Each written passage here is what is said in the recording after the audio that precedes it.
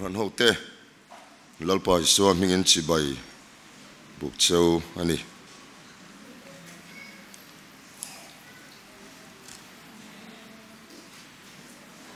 Pathian tu thiang lim kan ngai thanga langa trong trai turin tim lama trangin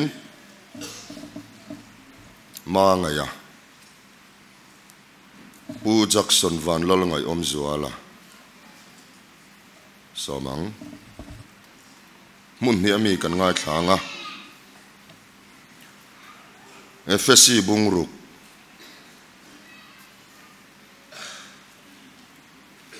Changli FSC bungruk Changli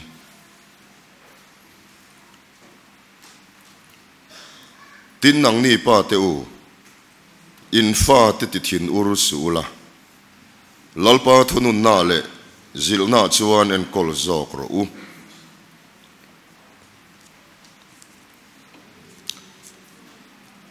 kolosa bungthum chang som ni kolosa bungthum chang som ni le ni khat ngai thang u nau pang te u eng kima inu lein pa te thu zom ro u chu chulal pa chuan alom om si a pa te u in fa te ti thin ur su chu ti lo chuan an bei dong ta ange lalpan na tu thiang lim kan chiar kan ngai thak ta kha malmin som sakro se Pathian ma tong trayang khongai na le zangai na khat lalpa kan Pathian ni dum tak min pe a e ko ran ho te in khom hun tha min pe ka wang hian kan lom thu kan sil cheni lalpa kan speaker kal tlangin I thu cha nangmain puan chua sakle la helai lo kal khom tena kan mamo kan be sei ang tharau cho in nangman min hui sakang che kan speaker ikuta kanon hla ne lali swamin kan di le amen Christian chung kodin na turin nupa parents mo poimo na nu le pa poimo na nupa poimo na lampang mangin lalpa kan pol ho don ani in noi lama no pangen khoma e voin chu nu le pa te tan so yanga thufing ti lova hi chuan nu le pa poimo na lampang in zia na om vak lova thuthung thara ero chuan no pang poimo na in nu le pa poimo na nu pa poimo na hi aziak tam zo ka no pang in nu le pa tho oi chuan mal som na dong ang ti lam kha chu kan khesa vek to a hei chu sa khuwa zong zong poin an khri an poma Christian te chau po kan ni lova Hindu te Buddhist te keni aya tluang muingil mal som na dong an tama nu le pa an za in thuan oi wang te po ani mai thei van ram ero chu an kai pha chuang lowang ti chuan voina koran ho nu le pa te hian kan mo phur na san zia hi Christian chung ko din na tan kan khria da poimo em a in ngai zon mai te hi har lova nu pui pasal in nei mai te hi a har lo fanei mai po har lo fanei mai ta chu a olvio zo gani mo a khre om lutuk lo ani mai thei amaro chu nu le pa nu tling patling ni tura Pathian thu nei na in tuklu lai takahi ahara poimo tani mei chia te khongai takin kan Pathian thu na asoi hi oi ram ula ka trong trai tam zo ka tharau mi zo I lo ti ani po in I pasal kha tharau mi lo zo kan I po in a thu nuaya in tulut ngai turani chút tiếng anh lâu chuan Christian chung có địch tắc ha và thiên thui na soi ang kha ding thei don lo ni tun lai a hian lo ho lo ula mi pa za puyom deuh deuh hi kan tam to an nu pui ten nan thoka sarkar na in chung khur ele baran tho an ti veka wang khan pa ni na thu nei na kha nu a hlan ching hi kan om treu to ni pa ho hian mo kha ka that chiat wang ania pa mo phur na kan lak pe tok lo wang ania kha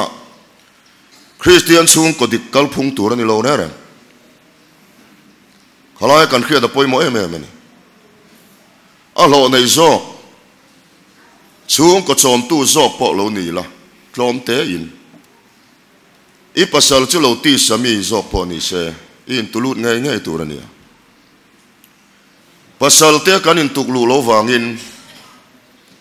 pasalin o ati khan nu puin ai ti lo chinga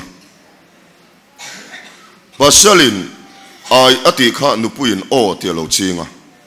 kha ka fa ten an khevek ani kha ka mo tu nge tlon tur zo ti kha fa ten an khevek anu ina phal lo chuan apa ina phal thin tian khria thiam deuh nan dil mai apa ina phal lo chuan anu ina phal thin tian khria an nuk no na lai kha kai thon thiam sia pa ina a ya ti khan nu in o lo tia kha ti ka chuan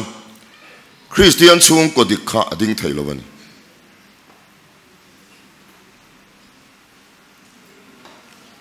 unau te wa poi mo ni hei hi mi dang soi dan ani le ni lo po ka kheve lo Bible ka chera ka sira pathian min mu tira mi dang ziak mi zora ma hian he tiang zong soi po ka khe chuang lo mi soi zong zong ka ngai thlavek chuang lo wa ka ngai thak le ka khiat china chuan he ti zong tak khi chuan kan la khe fia lo mo ni chu ka tia mo eden huan na tluk na kha nu te ulo ngai tuang cheu o tiami fa kanom lai khan setan abum ti kha kan la vonga setanan abum nge yama se setan ka pu hlom top vek thei ni lova hei tun la ya khitlang ana sa khovot le khochia ka pu ngot thei ni lova hri kha lenga setan ka pu ngot thei ni lova Setanan abum thei na chan khaw mani a chan ber chu mo lu ni na kha chu lu ni na achu ti ang tin ngai khiat thei alo chang let adam ang tin ngai ka ti ang ti se fel mai tur ania udam hei kan rul mu than deuh te khan ale ron chua atong se zet maya ka lo chang ngam mi alo lu kan ni lo nang ma lu inia fin na nei tu chu nang mai nia tin na vakil turania chang le tura aril ru ain buat se tang khan ev kha atlu dei to kan kha thiamem aril ru khan setanan mun chang dei to alo chang le ve se la chu na nge voinia ring tu nun konga min en ayan tir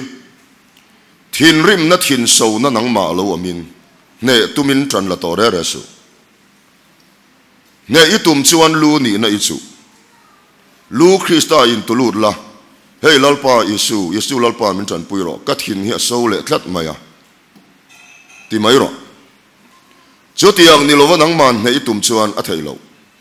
imol pho zelang pathian thu hi khiat fia ngai ni khiat dik angai bokani khiat dik lo chuan rin dik lo ani maya khiat dik chuan rin dik ani le maya khiat dik lo tam takan oma khiat dik kan in ti veka khiat dik lo chuan om dona mo Yesu minga tu ya pil kha van ram kai na tura khetlat khan oma voksa te ai chuan mai dil tla tura ngai tlat khan oma khiat dik lo hi chuan om dona amano chu kan khiat dik awangin kan khevek ta ti na pon chuang lova kan khiat tlem sia hilal pan min khiat tam ti ra tuma lu ni na achua aram ria pel evi khan lu ni na kha adam hne na ahlan lo chu setanan abum theina chanani nu ho mizoram inti tharau mi tam takhi setanan abumani tharawinan khate montia mizoram a hian nu ho tam takhi mo tharau thiang lima khat po ni lo setana in an khat po ni lo ma ni kha khat thi anom trep tharaw khat te chu tu man an hailo min zuan rui chuan an hailo pitar pon khia no pang pon khia tharaw khat hai thailo nu na alang nge nge unaw te upathian thu hi nun thu ani nang ma inu pui fanaw te an chol turani an ha dam turani I pasal fanaw te an chol turani kan fate berte pechon tuna nei tolo kan tum nu hai kan nei le a unen kum kwa la ina kar ta no pangte kumli pol tling lova pathian mi sia hi eng ang nge ni po khelo pathian nung chang po khelo pathian nung chang le ami sia chu apa ne na trangin azirani chu dai chun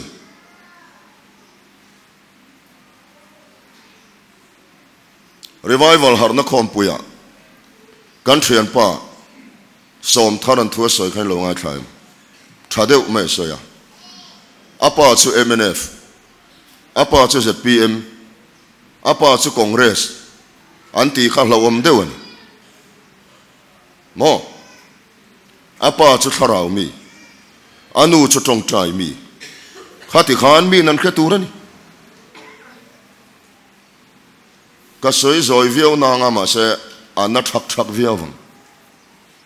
akhal viawang chorum hi kan mamo tla to a chone min ten kan ti ko re to lu tu ni chu ni lo rama tlan he hun tak to mo chu wang chuan ka pa pathian ka fa ta dan ron ti tan pathian ho sak na ka che na lalpa ka in ma ziate an khria kanin nei lim hian kanu pui hirin na konga achak lo em tuna chuan achak ve tan to thima la ka thla phang to lo ti ama chuan min thi san ta la eng tinge o ti ka ngai to ka boi thina tuna chuan cholna ka lut ve to tia in ham puar na lamani lova chu de soifia ka duwa ka ming lal pana thak rual che in kanu pui ming a thak ve Bible chu kan muchat Abraham an ti tolong cheng Abraham an ti tong che ti rual che khan nang po Sarai an ti tolong cheng Sari an ti tong che ti chat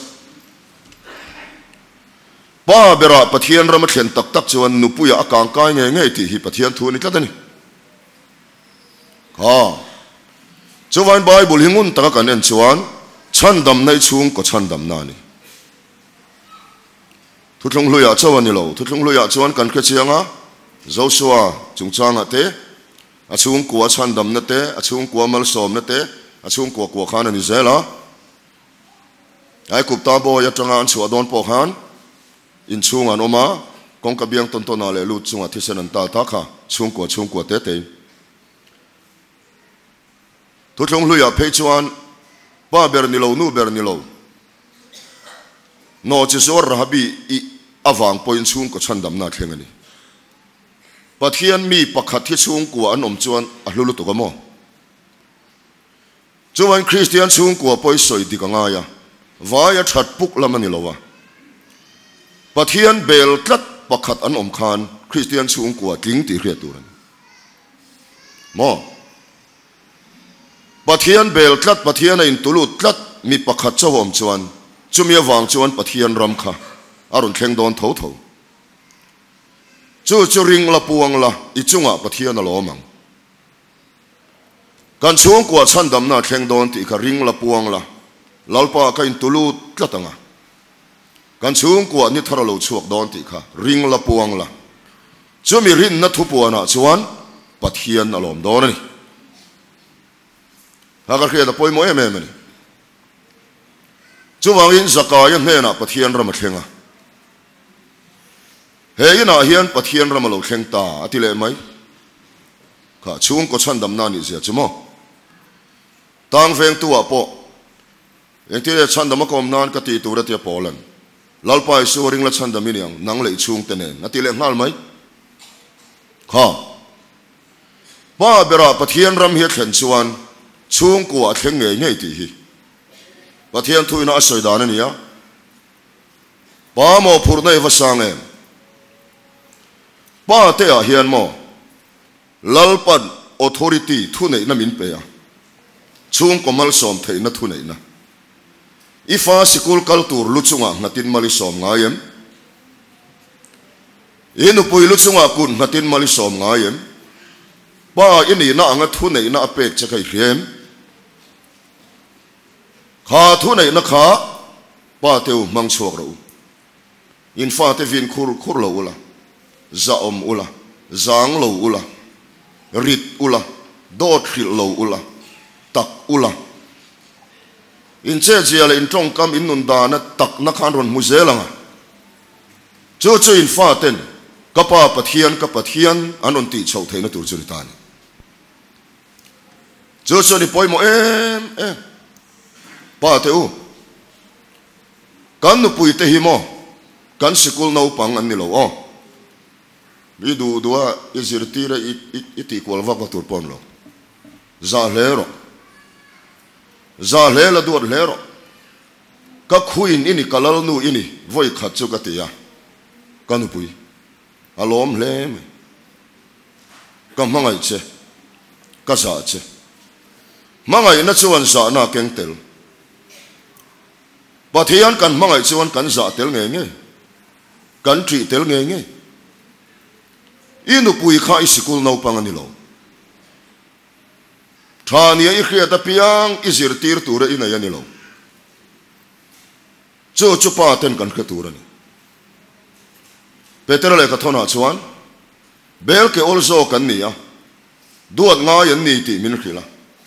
i duat lovai mangai lo chuan i tong tai na po dalina om thei te so yani patam tak tong tai na chu dalina om akal thlang lova achan chu an nu pui ta chunga an ti turan ti lo wangani za lero nu panun man na konga po iza le turan ran ang maya om turan ni lo na nu panun po sa om takin nu pa kan ni chuan khati vek tur khani unaw te van poi mo em kanin ngai zon lai chovin in an thap tur in nei nuwa in an thap tur ni lo mo nu pui pasal te chu film khuranga ya kan pile kan pu te pon lo film khura dayan in thier te pon ve entrin ten lon kut kem nei chung kwan niem film khur chu ngai an mani chau kan nei lova an chung kwa environment an chen na bo ruak te po kan nei tel ve kamo anom na veng te po poi mo ve kan ya veng hei eden thar veng thatak ni tumro tai mak dik rin om doctor bi moy pol te khu tai mak le rin om kan thuk lo 23 na poi ngot mai rin om na te kan soya kan tai mak lo chon rin om thei chuang lo tai mak na hian rin om na chu keng tel le mai in khom te po kan that chelu tuk chol ni chon nu ania nga he yang zan nge ni le don ka khelo kan kem le duak zela i tai matlang te ngu kan that chelu tuk hi si manga in khom bible chiar tong trai phone khoi nan in khel en nan mai chon hun kan pe nem le le sia chuwang chona ko na cheu ting he tura tai ma kin chua chua neng ti ka man ku lo wang atia tai ma khe poi mo pa te u tei ma leula bible ina pa mo phurna asoi len chuak turin pathian in pa te he na thu nei na min pek mang chuak thei turin dik lero cho poimo mi chira mi hakan soi le lok in ngai zon lai chungan kanin en thang en chung kuang he ni nei kha kaniam kanin nei nuwa chuan khang kha sim mak in en kha ke I e ka chui kual ve le thang ka ti reng reng lo tu hei nu patam takhian kan khelo kanin ring hlel to na in rin ton nom zia te ke ma ni a chianga tha thum te ka thanga chu ai rei te po ka fa te an pian khian om lo chang te po ka ne ya tun tum chu om ve to te a te ngoro ka man lo tia min ringa ka ringa anuam em kan phone busy ai tia ngati nge tu nge phone che kan han tivel trana setana khan thei tu chiat na thalo kha mo kan ril ru hi te si ril ru chan dam nei kan mo tlang lu tu ka mo alu tu ka thik thu chia te kan tam lu tu ka papa ka thik thu che lu tu chu alen do ne pi an step a vu ta phul je en te tiang em abiel nu thena biel padang an ya an thik le ya then to na nge mo thik va kanu pui poin ke ma ni lo biel padang an ve thowa ka kherenga ke pon ka nei thowa ka nei tum tak po ni lo tu na kanu pui ka nei tum ta chu min chen tre pa tu na pathian min khan sak chu ka heti chen fit em za ngai ni ka te nulat line fit nga le in chi khat te kai nei nuwa kan te alo tling lo I tlin si lo ngate do te sa ya o silipar ka bunina lo ma te fit nga le in chi khat che silipar te nen chon ani ven kanu pui hi sariang dewania pasal te in tulu top mani chon ke in kamangai top boka chapo na ni lova Mizoram pa zong zong hi ke yang ni se nu zong zong hi kanu pu yang ni se pathian ram kan che nang ti hi ka ring me pathian thunun thu hi soi nga mangai to lom in ham pu na lam ni lo ke chumin en su ka thu soi hi ni ti lam hi ni to lo ke mi sir tu ni ro ke po krista sir tu kan yang kha ani chat to turan le nu pa hian kan ti sami loma wang hian engenge mo hote te in hel nam thina ta han 50-50 hi poi mo kan soilok kan ton khria da tangin ifia theinan kanu pui hi thom ri beng cheng ngai na mi ani la saktir point ring de ti ngai na chi he kan ti ma po secretary khu abe ring thina ke zai ring hi ka ngai thei ve vak lova na se ka social ngai chong lova kong thuanin UPC la mani a ti hi a play thina ring deu ten ka social chong lova thil ring ngai thei lo ka ni he rong bola ka chuali ma tang krim ma ni toma fian riala pathian ne in pola tiang chi khor hi ka nei ve ngai lo mo ani chu tiang ani lo da thalanga not fa ya chu ti la ya ring deu dewa zai tir te dua off ro ka ti chuan ka lul ka chapo 50-50 ani turania ke min ti zoi deu ta che ani pon ti zoi du lo chuan adik lova off ro ka ti chuan ka dik lo boka alaya 50-50 akhan kan in tok thin turani khalai khan in adjust ve turania pathian ramat khen chuan kha ani dan zel ani mo pakhan le kan soile tuk ver hon hi angai na vak lem lo ani chu mud na bula ke chu tuk ver hon reng du kani thilipik ka ngai thailo chu da chuan enge 50-50 pakhat kan khara pakhat kan hong vek ro kati chuan adik big lo a khar vek chuan adik big lo 50-50 akhan alaya khan kan tok zel turani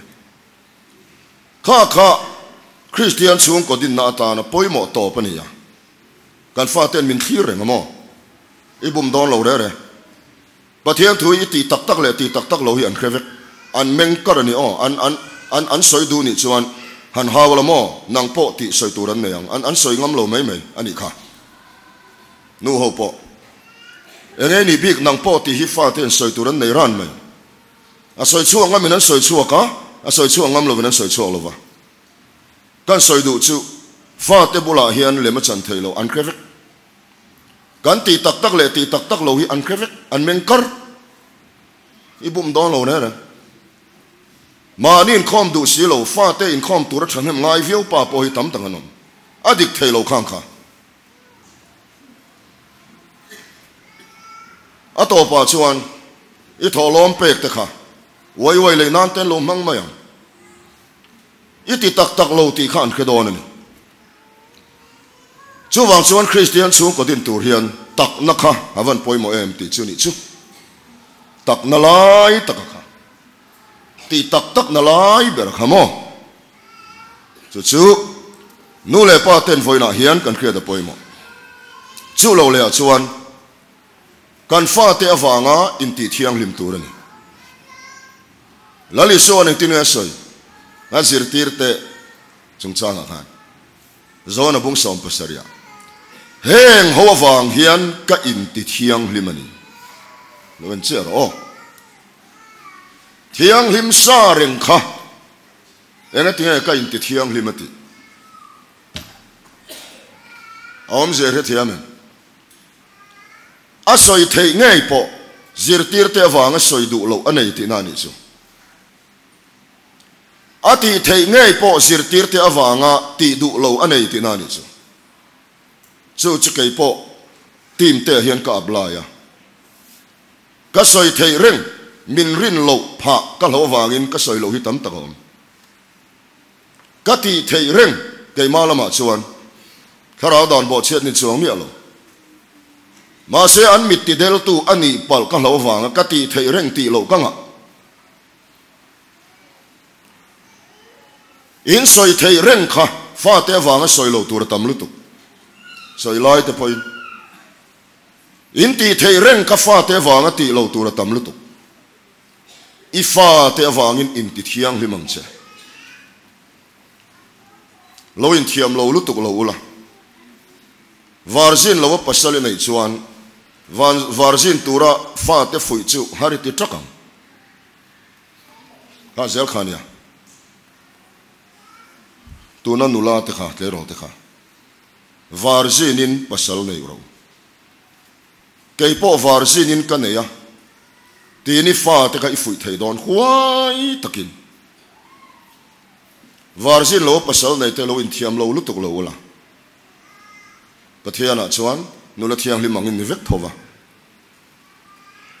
he tala varzin ho tan kan soi ni ha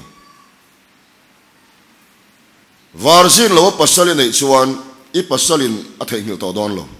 kum som thum po ni se kanin nei ma kha ti hari rom reng a thik thu po ke min a chhe dewang varzin a pasal nei chuan I pasal thik thu kha a chelo zai kha mi pa varzin le zin lo chu khriat thei lova me che chu khriat thei mo chu wang chuan khriat thei lo tur khan han ti vel mala a khriat thei tho ti khriat tur chu wang chuan kha poimo zia kan soi tela fa te awangin in ti thiang limangu a to bera a fun kim toin ka khria fa te awangin pathian ne na len dun na poimo no ka kha atlang wala in pathian na leng dun ti ai ziak lova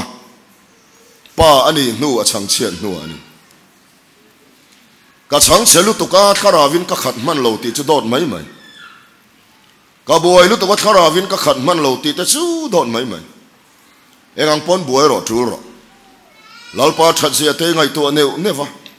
ngai to lo turi ngai to du mia lo chuan kha ka tharawa khatani mai kha ka pathian thuai chu ni mai tharawa khatte hi olte ya cái ní ban phak về lo một cái chuyện nào dấu số này nè cái thu chúa chú nó ra đến chia rồi thì lo vào ngày tua rồi thu ngày tua là thật gì thế ngày tua là mà ngày nó thế ngày tua là kan ta na anun lan na te ngai to la pathian min mangai na te poi ngai to thar fo tu ran pathian mangai na kan khria thuk po le mangai na chuan min ne a kan nu na pathian la ram lo thleng na sa ni mai chuwang soan pathian ne na leng dun turin ni leng a buai chang che chung poi na thei a tlang wa lai nan leng dun thuin ziak le ne pa ania chang che nu alom lalpa nen kum sa thum an leng dun pathian nen minute khat in len dun thei chuan ni khat a thei ni khat i thei chuan thak khat a thei thak a thei chuan kum khat a thei khat i zong khan ngai tuang che lalpa nen a leng dun reng turin thu oi anga ya kan du than na se la sual kan tlan san ngai lalpa nen a kan len dun lo piang in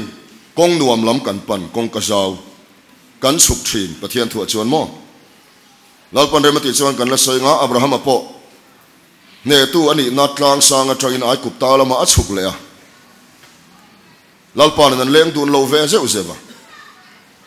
kong suka kan kal hian pathian nen kan leng dun lova kong chukai kal chuan mo thei ngil su nang man i su a isui lova i suan azui che eng wangin a khoi kir le na tur chein enoka chu pathian nen an leng dun ti om zia chu enokan pathian a zui ti na pathian chu enoka nen an leng dun ti sela chuan pathian in enoka a zui ti na niang man thiam e a puya si so wang soan kong nuam lama ti sadu dan kong izo chuan thui oi lo chuan kong chukai kala kong chuai kal chuan i chuan ron zui zel che em wangin khuai kir le che du wangin so wangin voin ya hian i suwa zui ni to lovila lalpa thatna le ngil nei na chuan kadam chung zo in mi zui zel ang ti ka chu awma mo kha ka chu pathian khoi na tlanga om veka amaro chu pathian na len dun na ti tak tak ai chu lalpa kha ke manin kan zu yani aman min zui lo lalpa kan zui chuan kong kasima kan kal kan du than na zelin tharau du dan kan thang chumi kong chu pa ber nu ber in zo chuan Christian chung kwa Bible na asayang hi thatak kan din don ani lalpa na thu kan za tan mal som ro se